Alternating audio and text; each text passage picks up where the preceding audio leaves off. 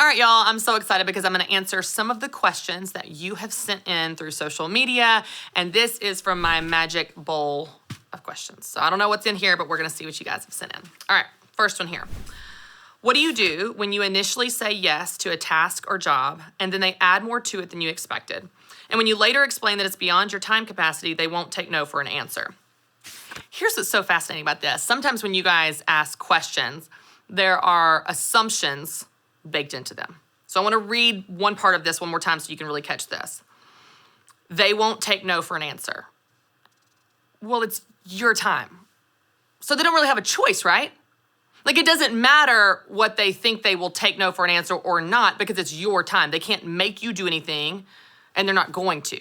Now, here's what I would do, because this is a really difficult situation where you say yes to something, and then after the fact, you want to say no. That's a really common scenario. Maybe some of you all have been in, where you commit to something, and man, when it comes right down to it, I don't want to do that. Whether it's because they increase the scope of what they're asking, or you've overcommitted yourself and you really regret it, what do you do in those scenarios? I want to give you two options. One option is you go through with it. You honor your word. Now, in this scenario, because they have increased the scope, you want to let them know you're not going to go through with it, and here's why, and so on. You're willing to follow through with the initial agreement, but not this new thing they're asking of you. But if it's just some commitment, you agree to volunteer to host a party, you agree to volunteer to bring some meals to some banquet, you agree to do something, and you don't want to follow through, or you can't, or you're tired, or whatever the thing is. The first option is you actually follow through and do it anyway and honor your word. The second option is you respectfully try to decline, back out of it, and find someone else to do it. Say, hey, I'm so sorry. I have overcommitted myself. I thought I could follow through with this, and this is something I'm just not able to do. I would love to find someone else to host, someone else to serve, someone else to show up.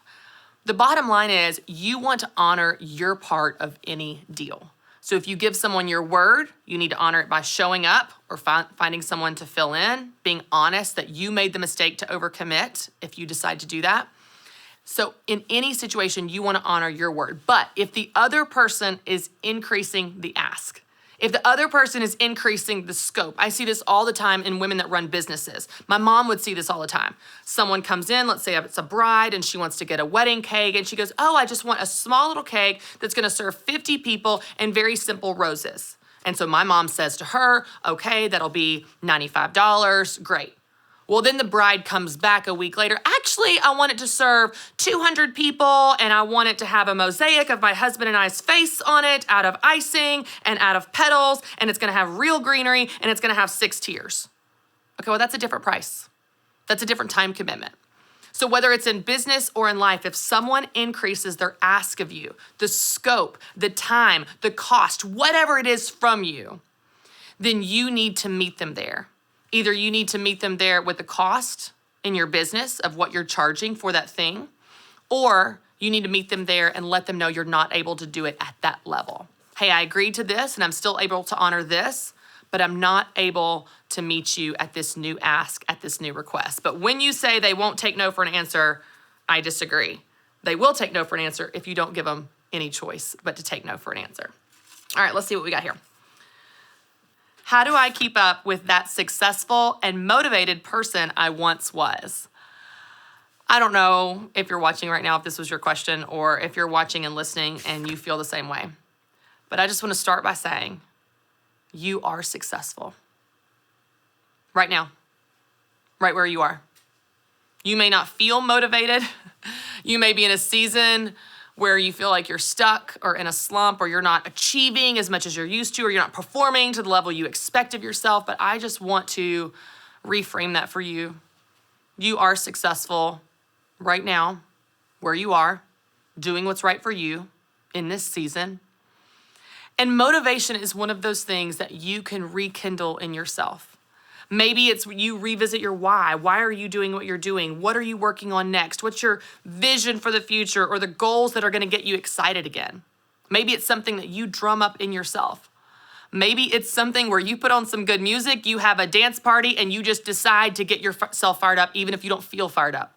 I'll tell you, every single evening when I come downstairs after putting our 3 kids to bed with my husband, Matt, and the kitchen is a mess from dinner, We've just finished baths and bedtime. We come downstairs. The kitchen is a mess.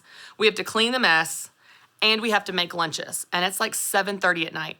We've worked all day. We've gone nonstop, been on our feet. We've just done the whole nighttime routine, which is an hour and a half of exhaustion, for those of you parents that of little kids know. And I'm not motivated to clean the kitchen at all. I'm not motivated to make lunches for the 497th time, but I've got to. And so truly, I will go downstairs, I will say, Alexa, play Black Eyed Peas, I will put on some party music, and I will just decide to get myself geared up to do this thing that I need to do once again.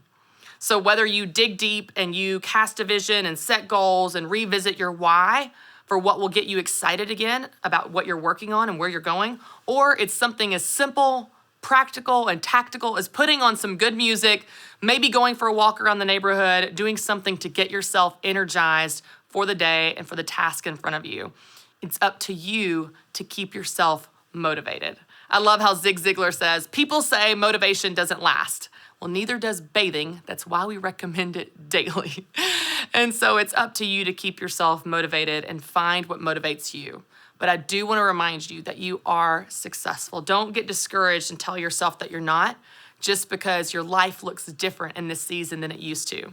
This might be a new version of success that you're achieving. You just don't know it yet.